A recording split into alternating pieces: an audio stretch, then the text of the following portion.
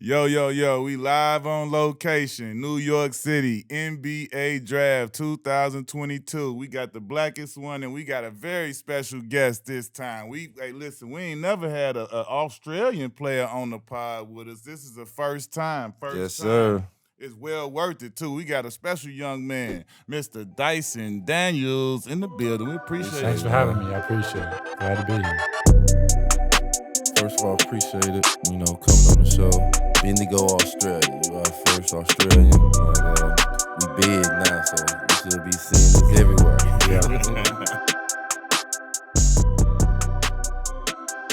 Tell us the process of you before you signed with the Braves, before you signed with Bendigo Braves. Like, what was the process till you got to that point to get the opportunity to sign with them? Yeah, so for me, like I was always playing my juniors at Bendigo anyway. So I grew up playing, Bendigo under 12s, 14s, 16s. And when I was about to play under 18s, I got offered to try out for the senior men's team. And for me, it was a dream come true because, my dad played in that league for like 15 years or so. So to be able to play in that league and, play for Bendigo was something I always wanted to do. And, had a good try and I made the senior men's team. I think I was 15 at the time. So, I was the youngest player to ever play for the senior men's team. But, that's the process and how I got there. So your dad is the one that put the ball in your hand to give you a dream. So that's why you're a good defender, because your dad was always saying play defense. Dad wasn't a good defender, so Dad definitely put the ball in my hands. He, from a young age, we're always playing out in the backyard. My older brother played as well, so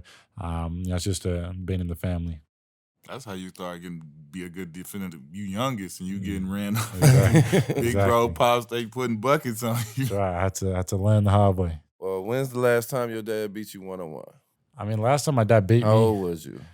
Man, I would have been I think I turned 15. So, so that was the last time I beat him. He hasn't want to play me again. So no, that's right. You got to keep your record tight. Go. Like right now, I'm steady stacking mines on my kids. We used to play all the time in the backyard.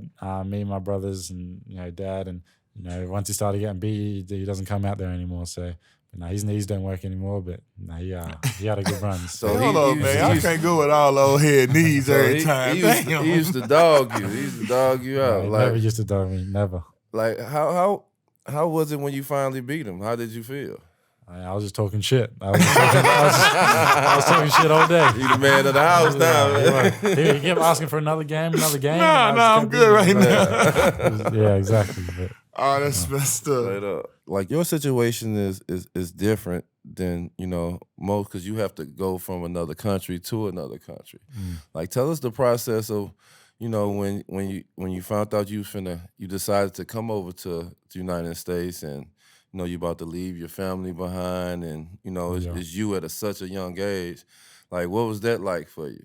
It was tough, moving away from Australia. It's such a long way away, and you kind of come over here and you don't really know many people. So it's like a fresh start. But I knew for me, my goal was to be in the NBA. And if I was going to be in the NBA, I had to be over here anyway. So I wanted to, take the next step. And whether it was college or G League, which I chose G League in the end, I just wanted to make sure that I, chose the right step that's going to, help me settle in and, get used to what it's like living over here. What made you choose G League instead of college? Yeah, for me, it was just, I really wanted to, take the next step that was going to help me get to the NBA. And I felt like the G League was just too good to turn down. We had really good coaching staff. We had veteran players that were there to help us. We're playing against, NBA type players as well. Yeah. The G League's it's a good league. It's got some really good players Definitely in it. So for me, it was just kind of, an opportunity that was too good to turn down. And, as a young kid, I always thought I was going to go to college, but once, the pro options started to come with G League and the NBL, I started to consider them. And, it was just really what was going to be the best for me to help me get to the NBA. When you got there, did you see yourself being in this situation a year from there? Like a year from when you decided, like, okay, I'm going to go to G League route because you want to be a pro. But being in this situation, a year being in the G League, did you foresee that? To be honest, like before I started the G League, I did see it. I was always, a pretty good player, but never like as good a position I would have been in now. I thought, maybe late first, like early second round, maybe something like that. But, as, time started to go on and I showed a bit of everything I could do. And, my marks started going up and, got into the position I am now. I definitely wouldn't have pictured myself here, a year ago. And at the start of the G League season, I really struggled. So I kind of questioned like whether, it was the right decision that I made. But once I, Got your confidence. got my confidence back and started playing my own game, and I really started to see it. That's what I was gonna say. I had talked to Thomas a few times, and he could see when you started to hit that maturation process. When do you think things kind of click? Like you said, you kind of struggled early on, but then you start like when do you think things started to turn for you? Yeah, it would. It was probably we had 3 preseason games where I was terrible, and then probably 3 games into the season, I think, was when I really started to see change. And for me, I'm a gym rat, so I love getting in the gym and working. And after the preseason games when I wasn't playing well, like I had really good coaches like T. Scott, Rod Strickland, like Pooh Jetta, like play Coach Hart, like those guys really helped me. Great guards, and being a bigger guard, I was getting used to the pace of the game, which is not like this in Australia, and just knowing where to get mine, how to get mine. And for me, I really knuckled down on the defensive end, and that's where I, knew that I could, get my minutes from. And then as my offense started to come along, then that's when, my confidence started to grow and I started to play my own game. How did you and your family feel when you found out you can go to the All-Star game and going to play in the Rising Stars game? That was crazy. Right. And just that whole All-Star experience. How was that for you? It was so crazy because me and my family always sit on the couch at home watching that every year, and just to know that I was going to be a part of the weekend was it was something that I never thought would happen. Especially not even being in the league. But yeah, I was able to get Dad over for his 50th birthday, which happened to be the same time as well. So that was pretty special. And just to celebrate that with him and get him, because he's a huge basketball fan, so to get him over here was it was amazing.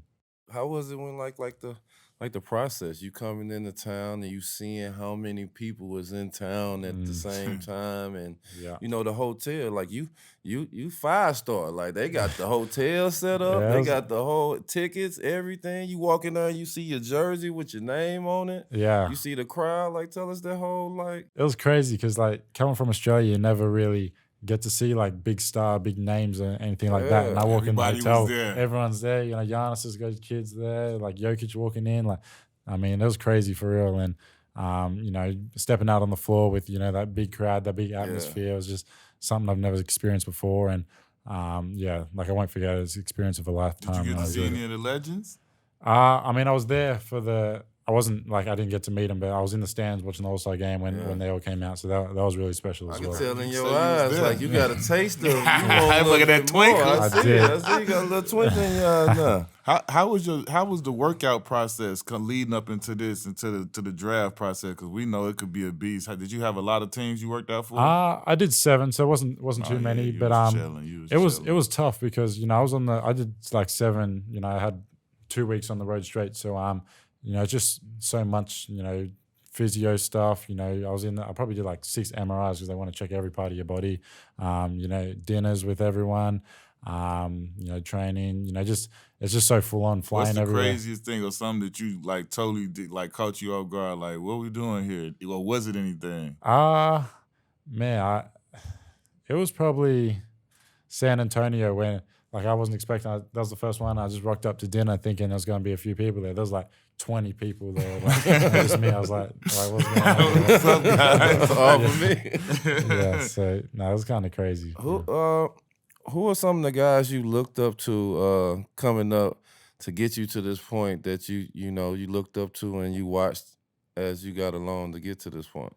Yeah. For me, being an Australian role model, I like to look up to Delhi. I just feel like the way he approached the game is different. He didn't have the most skill or anything, but just the most heart and hustle, and earned his spot on the defensive end, and that's what I like to do. And I like to look at people like Westbrook and the mentality he brings to every game. Obviously, he didn't have the greatest season last year, but just how he used to be and how he used to play, I just really looked up to him. And now I like to model my game after different people, and try to develop into a Luka Doncic on the offensive end, and I feel like a Mikal Bridges type on the defensive end. So just I do watch a lot of film and break down people as well. So I'll be looking for you to lock up out here then. Okay, I like this analogy you using. This is a lightweight tough question.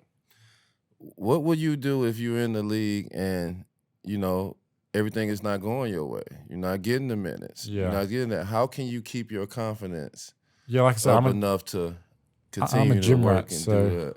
I'm a gym rat. So if something's going wrong, I'm going to spend time in the gym. And at the end of the day, if I'm not good enough, then I'm not good enough. Got to make sure that I put in the work to be the best I can be, and earn my spot on the team. But like you said, it doesn't work out for everyone. But I'm gonna be in the gym every day. Working harder than everyone else. So if it doesn't work out, it doesn't work out. But I'm gonna make sure that I give it my best shot. For Yeah, sure. you're here for a reason, so it's not really not working out. It's just waiting your turn. Exactly, and that's the thing. So don't look at it as not working out. It's just waiting your turn. That's right exactly now, right. somebody in front of you. Yeah, you gotta wait your turn. That's right. Yeah. This is what I want to know. Like you, what kind of swag you bringing at the draft? Like how you bringing it? I got something sorted out. You're gonna see a shiny something, but it's gonna be nice. With the shiny suit, man, ladies and gentlemen. But you wait, it's gonna be nice. It's gonna be nice. So you excited to represent not only your town, your country, your family. You excited for this whole weekend and yeah, for sure. I mean,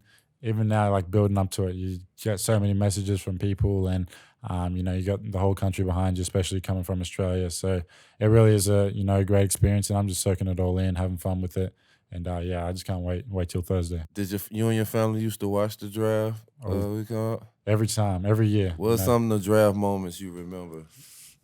I mean, last year, one of my good friends, Josh Giddey, who's from Australia, he got drafted. So he's a close family friend. And he did his thing that first year. Exactly. Yeah. No, he proved a lot of people wrong, but he did his thing. And, me and my family was watching him last year in the draft, and that was pretty special for sure.